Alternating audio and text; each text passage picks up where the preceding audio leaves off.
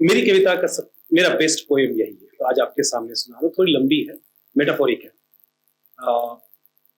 General हर किताब इस कविता के पहले दो लाइन भी रहती है जो उस कविता का पृष्ठभूमि है। तो अभी के लिए इस कविता का पृष्ठभूमि है, जिंदगी को मासूका बना लो अपनी, जिंदगी को मासूका बना लो अपनी, उसके हर नखरे से तुम्हें इश्क हो जाएगा।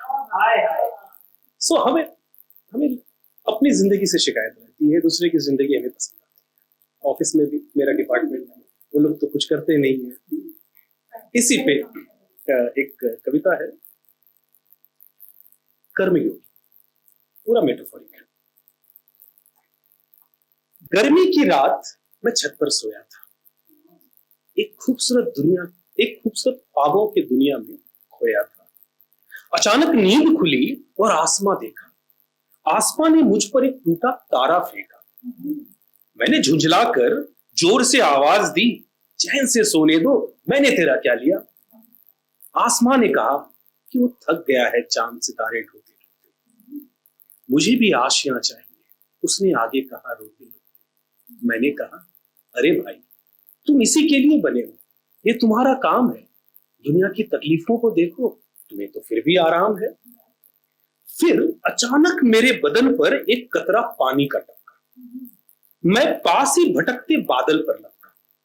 भाई, तुम क्यों रो रहे हो, तुम्हें क्या दुख है, मस्त मचलते घूमते फिरते रहते हो, तुम्हें तो सुख ही सुख है।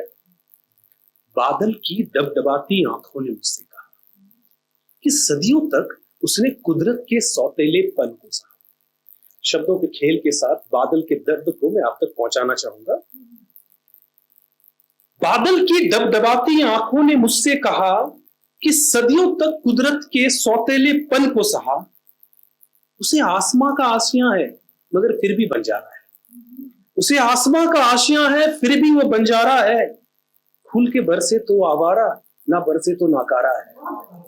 फूल के बरसे तो आवारा, ना बरसे तो नाकारा है। दो पल की है पहचान उसकी, और भी जीने के अरमान है। दो पल की है पहचान उसकी, और भी जीने के अरमान है। वो मरकर औरों को जीवन देता है, कितना निष्ठुर भगवान है।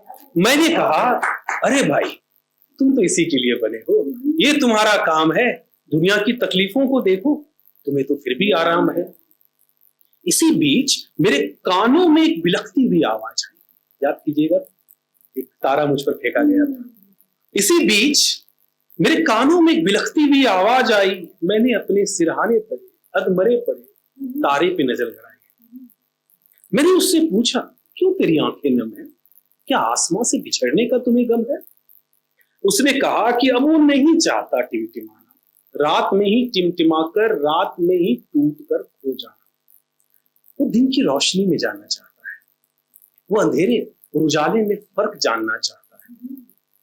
अरे, इस बेवकूफ को आखिर कौन बताएगा कि दिन के उजाले में उसका वजूद नहीं रह पाएगा। मैंने कहा, अरे भाई, तुम इसी के लिए बने हो, ये तुम्हारा काम है। दुनिया की तकलीफों को देखो, तुम्हें तो फिर भी आराम है। सोच रहा था चांदनी रात है, नजारे भी बहुत मदहोश हैं, कि न जाने ये रात क्यों खामोश है। मैंने बढ़ती हुई रात को रोका, सन्नाटे के राज जानने के लिए उसे टोका। उसने कहा कि कोई नहीं उसके अपने, सारे हैं झूठे सपने। वो शीतल है, वो रंगीन है, रात रंगीन कहते हैं। वो शीतल है, वो रंगीन है, पर उसकी दुनिया तो रंगहीन है। वो शीतल है, वो रंगीन है, मगर उसकी दुनिया तो रंगहीन है। काली नागिन जमाना उसे कहता है, काली नागिन जमाना उसे कहता है, और यही शब्द उसे हर पल डसता है। मैंने कहा, अरे भाई, तुम इसी के लिए बने हो, ये तुम्हारा काम है। दुनिया की तकलीफों को देखो, तुम्हें तो फिर भी आराम है। बातों बातों में न जाने कब सवेरा हो गया, मैं छत पर एक ही झटके में अकेला हो गया।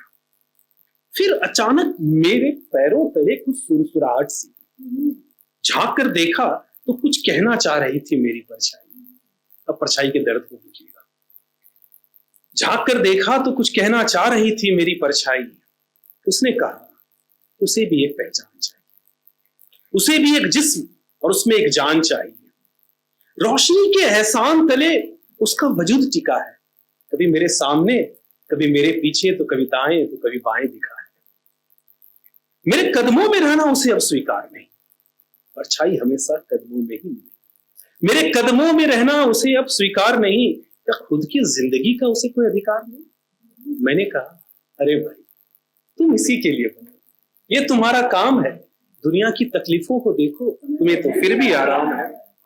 नहा धोकर मैंने भगवान की अर्चना की, कई तरक्की, कई खुशियों की याचना की, शिकायत की अपनी वर्तमान की, एक मांग रखी एक विश्वव्यापी पहचान की, अपने लंबी जीवन की अर्जी दी, सदैव कर्मयोगी होने की कसम भी फर्जी दी। फिर एक आवाज आई, अरे भाई, तुम इसी के लिए बने हो, ये तुम्हारा काम है। दुनिया की तकलीफों को देखो, तुम्हें तो फिर भी आराम है। इस आकाशवाणी के बाद मैं डर कर भाग गया, और फिर मैं नींद से, नींद के ख्वाब से, ख्वाबों के हकीकत से, और हकीकत के ख्वाब से जाग गया। बहुत बढ़िया। समय है तो एक और सुना जो सुनाने वाला था, फिर उसको भी चेंज कर दिया। अब माहौल के हिसाब से चलते हैं, ये थोड़ा सीरियस हो गया, बट रिश्तों की बात चल रही थी। अब इस पे भी उसके पहले का 2 लाइन, चलिए थोड़ा सा इसको फिलोसफी करता हूं मैं भी। कोई लफ्ज कहीं चुभ ना जाए इसलिए चुप रहा मैं, कोई लफ्ज कहीं चुभ ना जाए इसलिए चुप रहा मैं। एहसास हुआ खामोशी और भी गहरा जख्म करती है। तो किसी भी रिश्तों में लैक ऑफ कम्युनिकेशन बहुत बड़ा दरार ला सकती है। इसी पे एक कविता है, चलो कुछ बात करते हैं, न सवाल न जवाब, बस इधर उधर की बात सारी रात करते हैं। चलो कुछ बात करते हैं। दिल की बात तुमने भी जो कागज पर लिखकर फाड़ कर फेंक दिया होगा, दिल की बात तुमने भी कागज पे लिखकर जो फाड़ कर फेंक दिया होगा। चलो उन पुर्जों को जोड़कर साथ करते हैं, चलो कुछ बात करते हैं। मैंने भी कुछ नज़में लिखी है, उसे भी सुनाऊंगा। मैंने भी तुम्हारे लिए कुछ नज़में लिखी है, उसे भी सुनाऊंगा। मानता हूं कई साल से खामोश लब थोड़े तड़फड़ाएंगे, दबे जज्बात भी छन छन के आएंगे, कभी आंखें भी नम होंगी, कभी हम मुस्कुराएंगे। कोई बात नहीं, चलो शुरुआत करते हैं, चलो कुछ बात करते हैं, चलो। बहुत बहुत शुक्रिया, थैंक यू।